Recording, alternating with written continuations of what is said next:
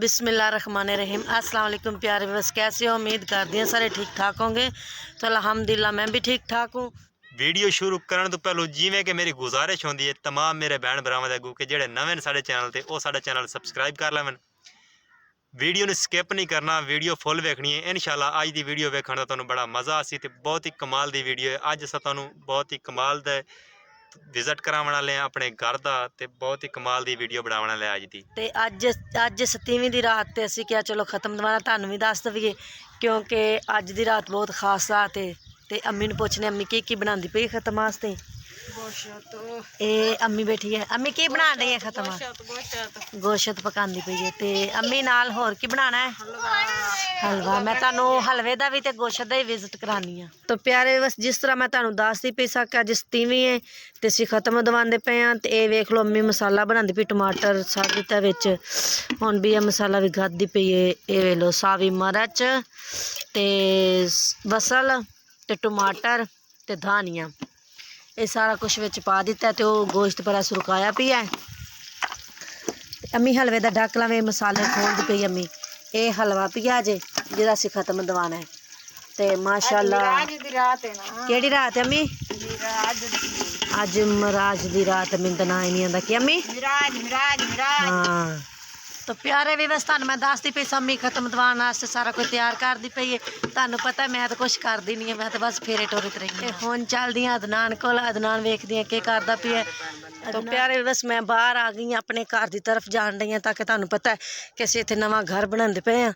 ते हुण मोड़े जांदी पई हाँ ते वेखदी आं भी अदनान इत्थे की करदा पिया। अदनान वैसे असीं मिस्त्री लाया सी ते कोठा साडा तैयार होण डिया सी ते अदनान मिट्टी लाण वास्ते आया साइडां ते। मिस्त्री छुट्टी करके अज गया है ना, ते इस वास्ते। ते हुण मैं वेखदी आं कि अदनान की करदा पिया। तो माशाअल्लाह इत्थों दा मौसम भी वावा खूबसूरत है। वेखो सामने ये साड़ी चार दीवारी होई पई, इत्थों शुरू हुंदी है। ये जिथे मेरा बेटा खलोता है इत्थों शुरू हुंदी है जांदी पई ते इस कोने ते एंड हो गया। ते अदनान मिट्टी लांदा पिया। ये वेख लो अदनान मिट्टी लांदा पिया दीवार दे नाल, ताकि बारिश बुरिश आए ते पानी ना नाल खड़ो वग जान। तो प्यारे भी बस वेखो सामने नाल नाल यानी कि मिट्टी लांदा पिया। मिट्टी लान रहे हैं कि ताकि बारिश बुरिश आए। मौसम सवेरे काफ़ी ख़राब सी इस वास्ते। तो गाइस क्या हाल चाल है सारा दे? ठीक ठाक है ने? मैं तो थोड़ा हाल ही हुण पुछदा पिया ठीक है, क्योंकि मैं थोड़ा जिहा काम च मसरूफ हाँ, इस वजह तो ठीक है। तो असल तौर पता नहीं थोड़ी भरजाई तुहानूं अपने पूरे घर का विजिट करवाया सी कि नहीं करवाया सी। अज फिलहाल साडा मिस्त्री है ना जिहड़ा वो कर गया छुट्टी। मैं ना दीवारां दे नाल नाल मिट्टी लेंदा पिया इस वजह तू, ताकि दीवारां न कच्चियां ते अगर आप मिट्टी ना लाए ना दीवारां दे नाल, दीवार तकरीबन है 2 फुट दी 200 फुट दी, यानी कि 200 फुट लंबी दीवार है। तो तकरीबन हुई है 5 फुट या 4.5 फुट, 5 फुट पक्की हुई है दीवार ठीक है। अगर उन्होंने आप मिट्टी नहीं लाई तो बारिश आएगी नहीं जदों, तो बारिश की वजह तो दीवार ढह पानी थले तो बहुत बड़ा वड्डा नुकसान हो जाए। इस वजह तो मैं ना चार्ज फिर उन्होंने नाल मिट्टी लेंदा पिया, ताकि बारिश आवे सही तो बारिश सारे पिछा हट जाए। ठीक हो गया तो ताकि साडी कंध डिगे ना। हाँ, तो थोड़ी भरजाई जाती है तो पूरे हाथ का विजिट करवा तो नुक्कर तो खरो सारे कमरे कुमरे सारा कुछ विजिट करवा जोड़ तरीके बैक फ्रंट कैमरा ला के। मैं थोड़ा जिहा बिजी हाँ काम करदा खड़ा, क्योंकि इो हम कर शाम का टाइम है पिया लेट होंगे पे। तो इो हम तुहानूं विजिट वुजिट करवाई सी। तो इनू मैं कैमरा दिता, मैं आखा अज दी दिहाड़ी तेरी है, यानी कि तू ऐश कर ते सारा जिहड़ा निज़ाम है सारा दा सारा तू घर दा विखा ठीक है। हाँ जी पता नहीं मैनू ये कोई नहीं पता कि पता नहीं ये सही हो निज़ाम भी खेंदी वधी है कोई नहीं खेंदी वधी। मैं तो खड़ोता बाहर काम करेंदा ठीक हो गया। कई लाई खड़ा है वेखो ये दीवार के नाल मिट्टी लेंदा खड़ा अपने लोग। तो मैं ठीक किया ते हुण मैनूं नहीं पता कि तुहानूं अच्छा लगा या नहीं लगा। हाँ तो प्यारे भी वैसे वेख लो भी सामने तुहानूं वखांदी पई ये अदनान है। अदनान मिट्टी लांदा पे तो इत्थों साडी दीवार शुरू हुंदी, यानी कि ये अब्बू की कंध दे नालों साडी दीवार इत्थों शुरू होएगी ते ओह उत्थे अदनान दे जिथे अदनान है उत्थे खत्म होनी है। इधरों इंज ये साडा कोठा पिया है हले, यानी कि मुकम्मल ही मैं तुहानूं विजिट करानी है कोठे दा भी। ते कोठा साडा हुंदा पिया मुकम्मल। अज मिस्त्री छुट्टी कर गया।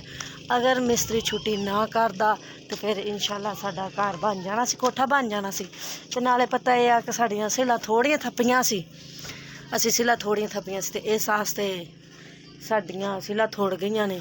तो हुण असीं सुबह फिर सिला थप्पनियां शुरू करांगे। ये वेखो दरवाज़ा बाहर दा माशाअल्लाह। ये वेखो साडा कमरा है, यानी कि तो सीधा अंदर जान लईए। तो ਤੇ ਇਧਰੋਂ ਮੈਂ ਆਈ ਹਾਂ ਉਹ ਦਰਬਾਰ ਵਾਲਾ ਗਲਾ ਬਣਾ ਦਿੱਤਾ ਹੈ। ਇੱਥੋਂ ਇੱਟਾਂ ਉੱਟਾਂ ਲਿਆਉਣ ਵਾਸਤੇ ਯਾਨੀ ਕਿ ਰੇੜੇ ਲੰਘ ਆਉਂਦੇ ਨੇ ਜਿਹੜੇ ਪਿੱਕ ਮਿਆਰ ਇੱਟਾਂ ਛੱਡਦੇ ਨੇ।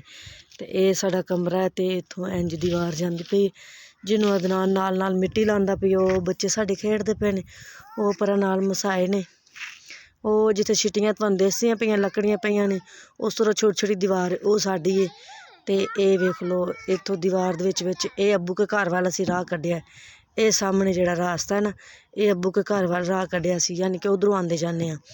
ਤੇ ਉਵੇਂ ਵੈਸੇ ਇਹ ਅੱਬੂ ਉਹਨਾਂ ਦੀ ਬੈਕ ਸਾਈਡ ਹੈ ਤੇ ਵੈਸੇ ਉਹ ਦੇ ਸਾਹਮਣੇ ਜਿੱਥੇ ਛੋਰ ਆਉਂਦਾ ਪਿਆ ਇੱਥੋਂ ਸਾਡੇ ਸਿੱਧਾ ਰਾਹ ਨਿਕਲਦੇ ਰੇੜੇ ਰੂੜੇ ਲੰਘਾਉਣ ਵਾਸਤੇ। ਯਾਨੀ ਕਿ ਅਸੀਂ ਰੇੜੇ ਰੂੜੇ ਲੰਘਾਉਣ ਵਾਸਤੇ ਰਾਹ ਰੱਖਿਆ ਕਿ ਤਾਂ ਕਿ ਇੱਟਾਂ ਅੰਦਰ ਆ ਜਾ ਸਕਣ। ਤੇ ਇੱਥੋਂ ਫਿਰ ਸਾਡਾ ਕੋਠਾ ਆ ਗਿਆ ਅੱਗੇ ਤੇ ਇਹ ਅਦਨਾਨ ਸਾਹਮਣੇ ਖਲੋਤਾ ਮਿੱਟੀ ਲਾਉਂਦਾ ਪਿਆ ਸੀ।